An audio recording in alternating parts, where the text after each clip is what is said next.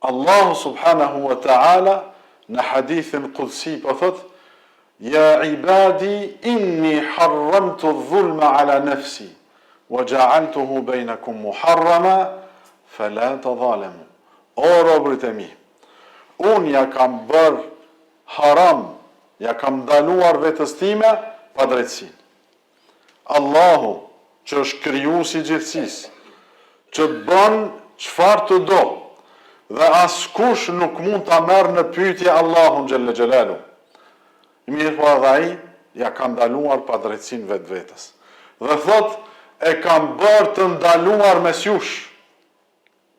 Mos i bëni pa drejtësi njëri tjetrit. Bismillahirrahmanirrahim. Të nderuar xhamatli. Shënon Imam Ibn Hibbani në Sahihun e tij nga sahabiu i nderuar Jabir ibn Abdillah, i cili ka thënë: kur u kthyem nga Etiopia, që në atë kohë quhej Habeshe, dhe ishin emigrant atje, nga Mekja në Etiopi, pa të shku besimtarët e parë si emigrant. Kur u themelua shteti i parë me në krye pejgamberin alayhi salatu wasalam, ata që pa të shku në Etiopi apo në Habeshe, u kthyen në Medinë. Thot, kur u kthyem, pejgamberi alayhi salatu wasalam na priti shumë mirë dhe na tha: a keni diçka të çuditshme që keni pa atje me na tregu edhe neve? Disa prej nesh thanë: po ja Rasulullah, kemi pa diçka të çuditshme dhe duam të tregojmë ty. Thot, përderisa një ditë ishim ulur në rrugët e qytetit, kaloi një grua e moshuar, një plakë, një murgesh, ishte e ngarkuar me një enë të madhe mbi kokë të mbushur me ujë. Kur kaloi ka dëvetët e saj, u ngrit një djalë me dinakri, i doli mrapa, e vuri dorën e tij mes shpatullave të plakës dhe e shtyu me forcë. Plaka urzu, edhe ena që e mbante i ran tokë dhe u thy.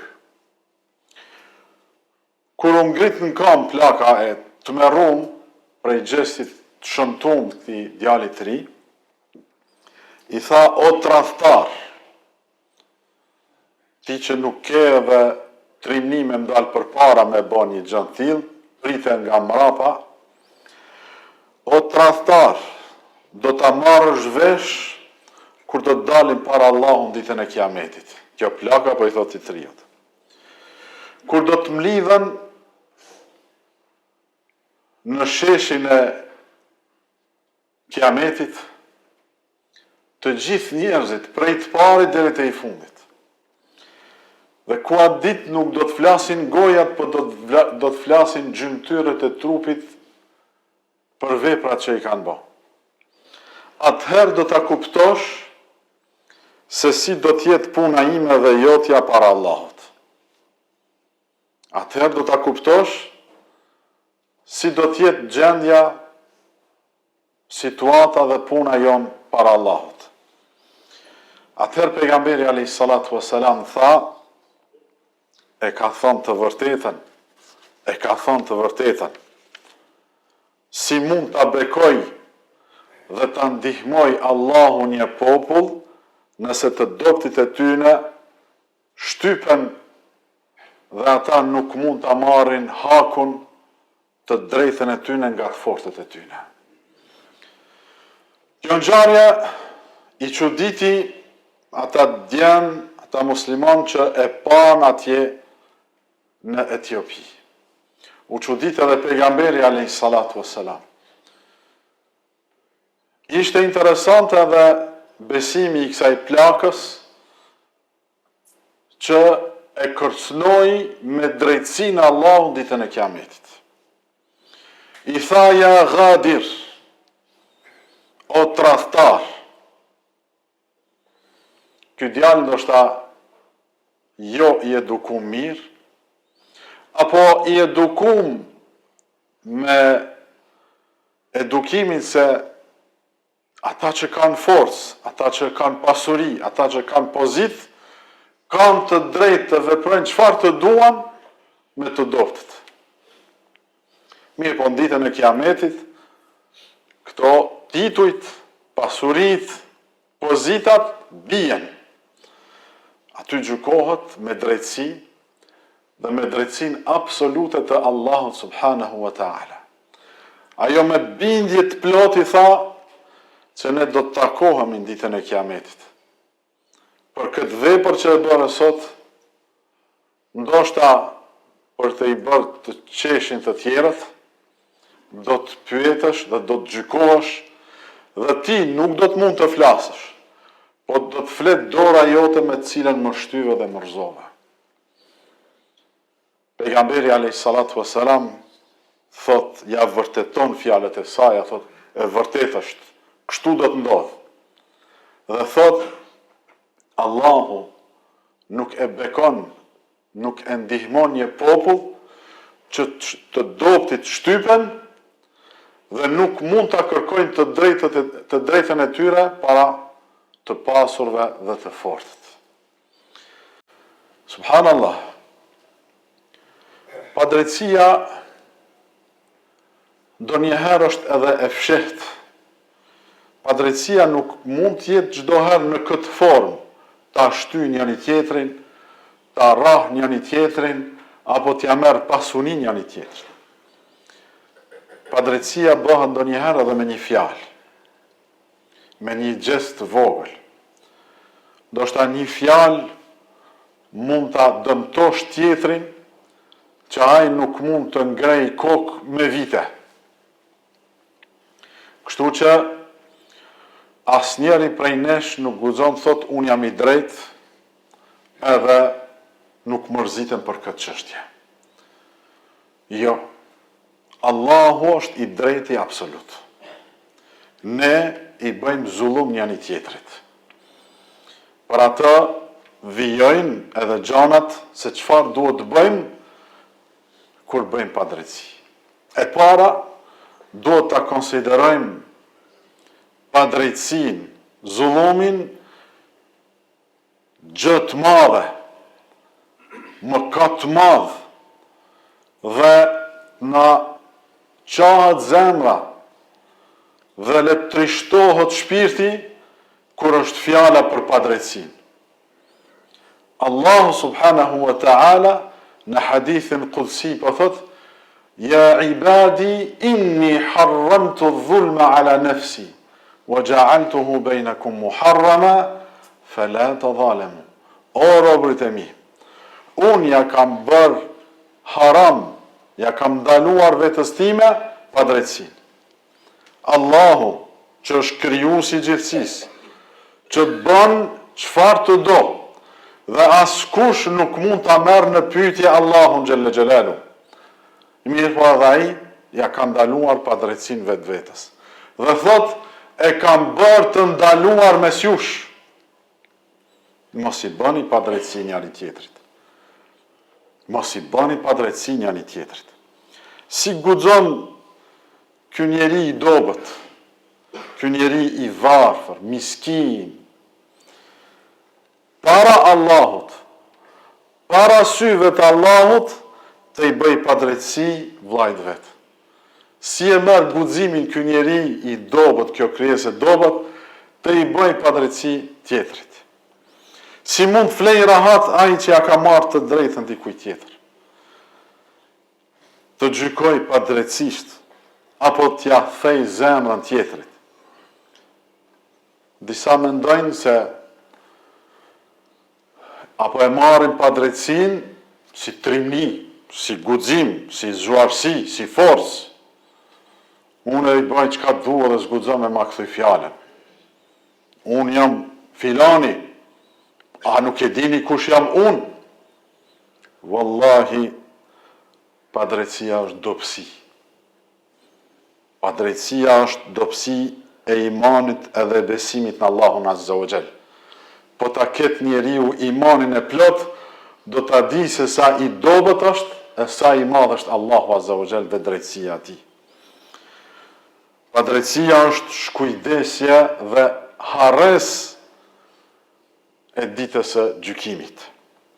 Allahu Azza wa Jall thot: "Wa sayalamu alladhina zalamu ayya munqalabin yanqalibun."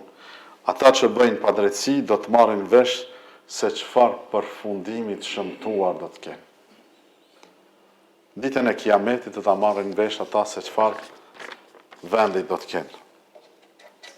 Të nderuar vëllezër, padrejtësia më e madhe dhe më e rrezikshme është shirku ndaj Allahut. Të i bësh ortak Allahut Gjelle Gjelalu. Allahut ka kriju. Allahut ka furnizu. Ai t'jet mira në çdo moment. Ai çdo gjë ta ka nënshtruar në këtë jetë. Dhe në fund do të kthehesh tek ai. Prapë se prapë në fund do të kthehesh tek Allahu Azza wa Jall. E njeriu çka bën?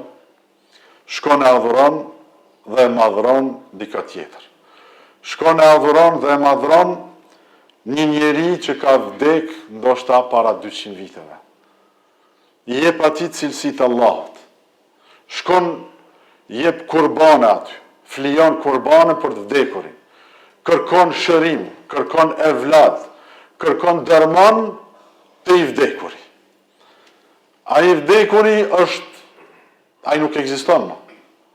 Ky është shumë më i fortë se sa i vdekuri.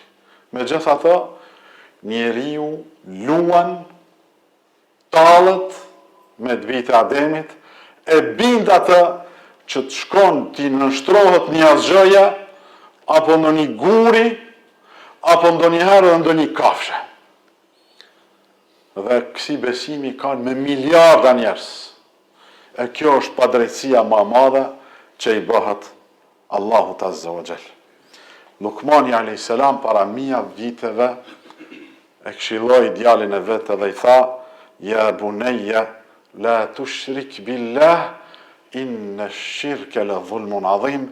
O birim, mos i bëj shirk Allahut, sepse shirku, ortakria që i bëhet Allahut, është padrejtësia më e madhe. Padrejtësi më e madhe, sepse shirku e shuan dhe e prish dritën e natyrës së pastër të njeriut dhe e prish rendin në këtë dynja. Pastaj vjen padrejtësia e njeriu ndaj vetvetes dhe të tjerëve. Kjo bëhet kur i neglizhon obligimet dhe nuk i përdor frenat para gjunaheve dhe para mëkateve. Allahu Azza wa Jall ka vendos vija kufire që nuk bën t'i kalojnë. Allahu thot: "Wa man yata'adda hudud Allahi faqad zalama nafsah." Kush i kalon kufit e Allahut, ai ka bërë padrejtësi vetvetes. Nuk bën me të i kalu kufit e Allahut që t'i ka vendos. Njeriu bën mëkate dhe nuk i kujtohet të pendohet tek Allahu Azza wa Jall. Nuk kthehet në rrugën e Allahut. Ky njeri duhet ta parafytyroj, duhet ta imagjinoj veten para Allahut Azza wa Jall ditën e Kiametit, kur të del para gjitha krijesave dhe do të thirret me emrin e tij, edhe me emrin e babës tij: "O filani, biri filanit, lexoje librin e veprave tua. Iqra kitabak." Lexoje librin e veprave tua. A do t'jesh rahat dhe a do t'jesh krenar me veprat që i ke bën këtë dynja? Si ke qenë me Allahun këtë dynja? Si ke qenë me prindrit? Si ke qenë me fëmijët, me familjen, me kojshit? Ata ka pa kush hajrin? sa ta kanë pa të tjerët sherrin, atë ditë nuk do të ketë dobi as pozita dhe as pasuria. Allahu thot, yawma la yanfa'u malun wala banun illa man ata Allah bi qalbin salim. Atë ditë nuk do të bëjnë dobi pasuria dhe as pasarësit. Atë ditë do të bëjnë dobi vetëm zemra e pastër. Prandaj, ti që ke bërë padrejtësi, ti që ke ngarku vetën me padrejtësi, me zullum, ti që fletushkën tënde e ke mbush me harame dhe padrejtësi, ke frikë Allahun para se dalësh para ti për dën llogari. Pendohu dhe kthehu në rrugën e Allahut, sepse padrejtësia do të bëhet terr, do të bëhet errësirë në ditën e Kiametit. Atë ditë ku njerëzit do të kenë nevojë për një dritë sa do të vogël. Pejgamberi alayhi salatu wasalam thot, ittaqu dhulma fa inna dhulma dhulumatun yawm al-qiyamah. Ruajuni nga padrejtësia, sepse padrejtësia është errësirë, është terr në ditën e Kiametit. Të nderuar vëllezër, dera e pendimit për neve në këto momente ende është e hapur. Të pendohemi tek Allahu dhe të u kërkojmë halallëk dhe falje njerëzve që kemi dëmtuar. Pejgamberi sallallahu alaihi wasallam ka thënë dhe na ka mësuar, men kanat lahu madhlamatun li akhihi falyatahallalhu minhu al-yawm. Kush i ka bë padrejtësi vllajt të tij, le të kërkoj falje sot. Kështu thot hadithi. Sot e jo nesër, sepse nesër mund të jetë vonë. Elusim Allahun azza wa jall na ruaj neve mos të bëjmë padrejtësi të tjerëve dhe na ruajt nga padrejtësitë të tjerëve. Elusim Allahun azza wa jall na fal dhe të na mëshiroj dhe të na udhëzoj. Aqulu ma tasma'una wastaghfirullaha li wa lakum.